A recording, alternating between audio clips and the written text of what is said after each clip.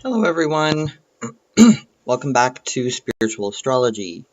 So, I recently made a video on an introduction to how to read a birth chart. Today I'm going more in depth. Welcome. This is my birth chart. So in the other video, my intro video, I explained how this is my birth chart. Now I'm going to kind of explain everything else, or try to. So this circle, like I explained in the intro video, is the sky the moment I was born. So I entered all my information. You can see right here in the corner. So on this website, alib.com, which is a simple website that I use. I don't use it all the time. You know, people never talk about it, but I use it quickly when I want to look up someone's birth chart. Say I look up a celebrity's birth time. I'm obsessed with celebrity birth times. I think that's my Aquarius rising. Leo risings tend to like astrology, usually because they like for people to read them. So maybe I should marry a Leo rising, which is the opposite rising sign as me, as you can see in my birth chart, if you understand what rising signs are. But yeah, I know a lot of celebrity birth charts, so I always use this website just to look up basic information. When it comes to looking up my other information, I use a website that actually you can sign up for, astrotheme.com, and then you can actually look up extended birth charts on that website. You can look up a lot of information. Synastry charts, which is actually one of my specialties. Speaking of tea, I got some right here. Alright, so I'm going to explain the remainder of the information that I need to explain. So this circle right here is the sky when I was born. And as I explained in the intro video, the top part right here is what you can see in the sky when you're born. And the bottom part was what was below the earth. Now over here on this side is the eastern horizon. This black line is the horizon. Over here is the western horizon. Okay? This thick arrow up here pointing to the other arrow, so there's a black arrow pointing to the red arrow, is my midheaven. It's the 10th house. And that's the very top of the sky right there. In Sagittarius for me. I have Sagittarius midheaven. Huh. Lots of YouTubers have this aspect, especially if they make videos like this. Kind of boring videos, teaching videos, okay? I know a lot of Virgo risings, which have Gemini. Gemini midheaven. A lot of Virgo people have YouTube videos, and they have a lot of followers. Why? Because their videos are entertaining. I'm sorry to say, but my Sag midheaven makes me teach. It makes me like a professor online. I wish I got paid, but, you know, I have fun doing this. I enjoy it. Because I spend most of my time at home with my, down here, the bottom of the sky, which you can't see, in Gemini. So I spend a lot of my time at home researching, looking up information, watching YouTube videos. So yeah, let me explain to you what the physical chart is, what you're looking at here. In the middle, see those lines, like the two red lines going down here and the green line? Those are angles. So those little, like I explained in the intro video, those symbols around here, all these symbols inside this area are planets. So those lines in the middle, where my head is right now, are the angles. The red lines, I'll just, for simplicity's sake, say they're bad, meaning there's friction, okay? The blue lines are good. I wonder how many I have of each. The green lines are supposed to be decent, okay? So, my chart isn't the best, it's not the worst, whatever. A lot of people with a lot of blue and no red, those are people that are really relaxed. So, generally, people with those kind of charts, I know, especially if there's trines, like especially a grand trine, a big blue triangle in someone's birth chart, they're usually laid back people that know themselves extremely well. They usually don't come up against a lot of friction. My friend has this, and the people I know that have this usually they believe that they're old souls to the point where they don't even want to talk about it. They just want to enjoy life, okay? So their life is about enjoyment. So it's kind of like heaven aspect, usually. A lot of people, though, with the red lines, they end up becoming famous, or they make a name for themselves because they feel restricted. They feel like parts of themselves are fighting other parts of themselves, okay? So that's the middle of the chart. That's angles. I don't look at those a lot, at least at the beginning of a birth chart reading. What I look at is the placements. So first, you can look at the planets in what signs, okay? The signs are on the very outside of this chart. The red signs, like up here, like I said, Sagittarius, that red arrow, that's Sagittarius. It's a fire sign. Over here is Leo. That's another fire sign. And down here is Aries. That's the first sign of the zodiac. It makes a triangle. People with 3 fire signs in their birth chart, like, maybe Venus in one, Jupiter in the other, and I have to make this realistic, so Saturn in the other. That would make a grand trine in fire. Fire energy is movement, okay? Let's move on to the earth signs. So here's Capricorn over here, the green weird symbol. The green weird M over here. And Taurus down here. So the earth signs. I have a lot in Capricorn, nothing in Virgo, and nothing in Taurus. See, I don't have a lot of fire. A lot of diversity in Earth, but I have a lot of Earth in Capricorn. See, there's 5 planets in Capricorn. What's good about this website is that you can see the symbols underneath the planets, okay? Just to kind of make it even easier to read. See right here, I have Pluto and Scorpio, Mars and Sagittarius, 5 planets in Capricorn, and 2 planets in Aquarius. 15 degrees Sagittarius, Mars. It's in the 10th house. I'll be getting to that soon. 17 degrees Pluto and Scorpio in the 9th house. 6, 12, 16, 17, 19, 3, and 16. Those are the degrees of each sign. Okay. So there's 360 degrees in a circle, right? Divide that by 12. You get the year. And you get the zodiac. So, those people that are saying that there's 13 signs, that's bull crap. And those people that are saying that you're a different sign now because the constellations have shifted? Well, the constellations have shifted, but in Western astrology, like in Europe and the Americas, generally here we believe that nothing's changed. So the dates haven't changed. The first day of winter is still the winter solstice. It's still the start of Capricorn. The first day of fall is still the start of Libra. The first day of spring is still the start of Aries. Okay? Unless you're a Vedic astrologer. So this chart here, first of all, I'm going to explain, is not Vedic astrology. Because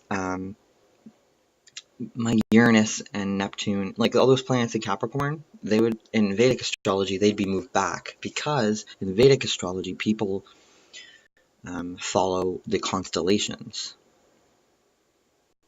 Whereas most astrologers and the astrology you grew up with, if you grew up on the Western Hemisphere, we don't follow the constellations anymore because the Earth is wobbling, okay?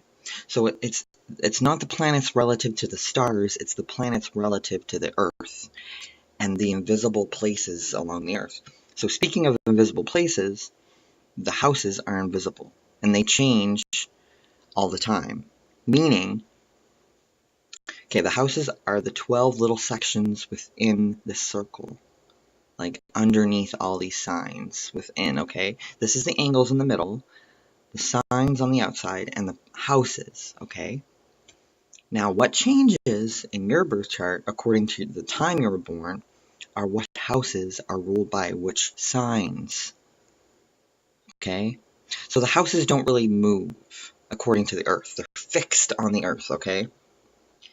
What moves, when the Earth moves, the houses move with it. So that means the eastern horizon will always be your rising sign, okay? So when you were born, when anyone was born, whatever sign was rising, not constellation, okay, on the eastern horizon is your rising sign. Whatever was the top of the sky is your midheaven. This chart here, do you notice how each section here is not even? They're not the same size. That's because I chose, a lot of people, most people, don't use equal house systems in Western astrology. There's different kinds of name, like tropical, blah, blah, blah. I just basically say unequal house system because there's a few. And there's a few also with equal house system, okay? I don't care really. I just don't use equal houses. The exception to the rule is when you're born near the very top of the earth and the very bottom. That is when your houses are going to be messed up. Like one house is going to be huge and the rest of them are going to be small. Now, I was born in Canada, which is kind of northern, right? So that's why my houses are uneven. That's why my 10th house, the top one right here, see that? Is really small. It has Mars inside of it. See that red male symbol? 15 degrees Sagittarius, okay? That is because I was born near the top of the earth, okay? And my first house right here and my 7th house are large, even though they don't have any planets in them. Which honestly doesn't matter because they're still ruled by signs. So everyone has 12 houses. The 12 houses they designate different areas of our lives. And the planets that fall within those areas, the angles to those planets, and the sign ruling over those houses will affect our lives. So it starts here, okay? Let me explain the order. It's counterclockwise this way. But then again, this whole thing is reversed. See, over here is the eastern horizon. Whereas when you're looking at a map, this would be the west, okay? Over here is the western horizon. Whereas, it's reversed. So everything's reversed. Think of a clock and think of the earth. It's reversed because we're looking at it from a different angle, right? Our chart is different. So the first house is here. Second house here, third house here, fourth, fifth, sixth. This is the bottom of the chart. You can divide the chart into multiple kinds of sections, okay? The first 3 houses are very personal. They're communicative, how you show up in the world, how you are on an identity level, how you feel you are, how you express yourself, how people see you. You can't really change this, okay? It's not alterable. Whereas up here is your public sphere. This is how you want to appear in public up here. Especially these up, like the very top. Now, the very bottom is your private life, your unconscious soul. And over here is relationships. So self, private, relationships, public. First, second, third are kind of like your formative years in life. Because it's your identity is your first house. Your appearance, your identity, your physical body is your first house. And it starts off, your first house is starting off with your rising, your ascendant. Now, that is my rising sign. Rising sign is different than ascendant because my ascendant right here is at 17 degrees Aquarius. That line, that black line over here, is 17 degrees Aquarius. Each degree has a different energy to it. Now, this is really advanced astrology, all right? So you don't need to worry about that. Let's just worry about 12 sections, 12 signs, and 12 houses. Because of the equal house, you'll notice that none of my houses have a line through Pisces. This blue symbol, it's the Pisces, the 2 fish. It looks like an H kind of, right there. It's interlocked in this chart because I chose a chart that is unequal house system. My Pisces is interlocked within the first house. It's intercepted. But usually when that happens, that means there's another sign that has 2 houses, and that would be Gemini. And then there would be 2 other signs, one without a house rulership, which in my chart is Virgo, because there's no line going through Virgo over here, which is opposite to Pisces. So these two opposite signs are not ruled by a house. They're locked within a house. Now there's a lot of theory behind what this means in a personality, like how this would affect my life. And it's in the 1st and 7th house. The 1st house rules personality, me. 7th house rules other people and relationships. Okay? So that means, I'm just going to say what I think it means. It means that underneath my facade that I have, there is Pisces energy. Even though I have Aquarius rising, and I see other people like Leo, but secretly they have a Virgo side, right? So it means that when I see a Leo, I want to marry them. And I think, wow, that person is my other half. But they also get, like, your other half can also make you angry. They say you were born without a lot of money. Someone with a very different chart than you would be born with a lot of money. So in the olden times, people got married to connect oppositions. You know, people arranged marriages in order for people, if one person was suffering in one way, another person would have to make up for it. You know, in India, they still look at birth charts to arrange marriages. It's pretty cool. So what was I saying? I got distracted. So yeah, the 1st house is personality. 2nd house, which to me is ruled by Aries in this chart, is values and possessions. It's your physical surroundings. It's like when you're in your house, like your clothing, like how you want to dye your hair, different things like that. So I guess with me, I want to be original, because Aries and Aquarius are original, whereas Pisces likes to blend in. I don't have anything in Pisces, so I don't know what the point in blending in is. You know what I mean? Okay, so the 3rd house down here is ruled by Taurus. See that circle with the crescent moon? That's Taurus, an earth sign.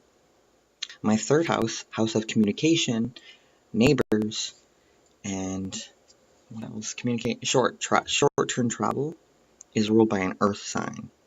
So my sun is an earth sign, my 3rd house is an earth sign, and my sun is also conjunct Mercury. You know what this means? All of this together? You don't have to understand what I'm saying. But ultimately, it means that I like to be thorough in my communication. I'm down to earth and practical. People might call me boring in how I speak, but I get my point across.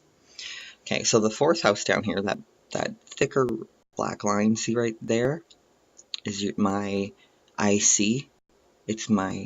I like to think of it as my soul, my deepest unconscious, subconscious energy, ruled by Gemini. But then you look at the next house, the 5th house, also ruled by Gemini. See, there's 2 lines in Gemini with the moon inside of there too. See, one line there, it goes down to the Gemini, and that one goes down to Gemini too.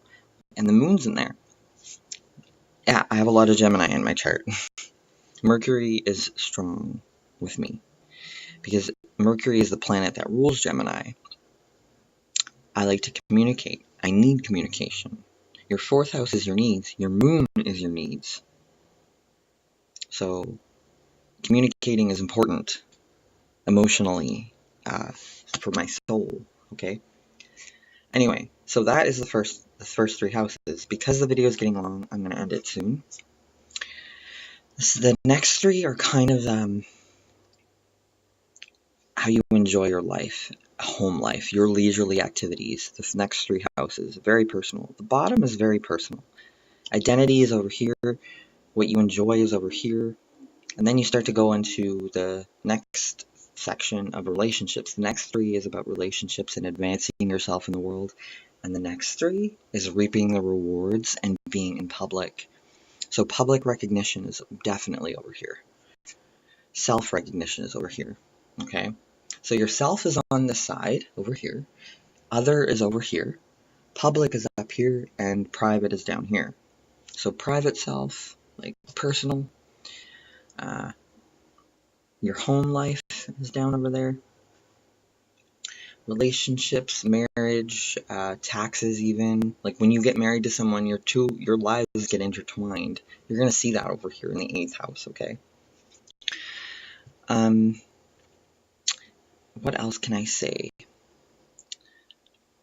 Well, I'll make another video, but basically that's the basics of the chart. So I have 2 Gemini down here, right? And also 2 Sagittarius, my 10th and 11th house, with Mars in there.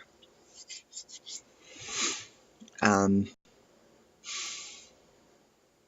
then you can start, there's so many things you can do. You can look at how many planets are in each element.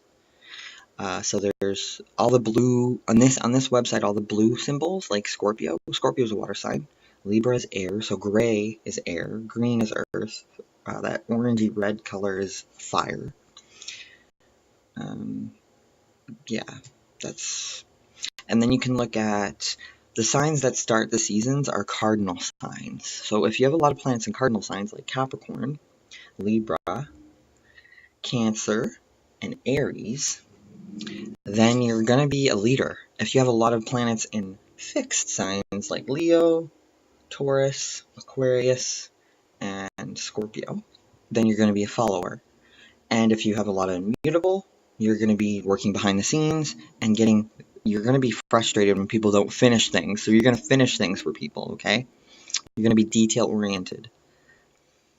Alright, so if you have any questions, comments, concerns, then like, subscribe, share, I don't care. Let me know what you think. Thank you for watching. I hope this video was helpful. I'll be making maybe one other just to kind of finish up here to make sure people understand everything. So yeah, like, comment, subscribe. Please tell me what you think so I can make the next video better. Thank you. Bye.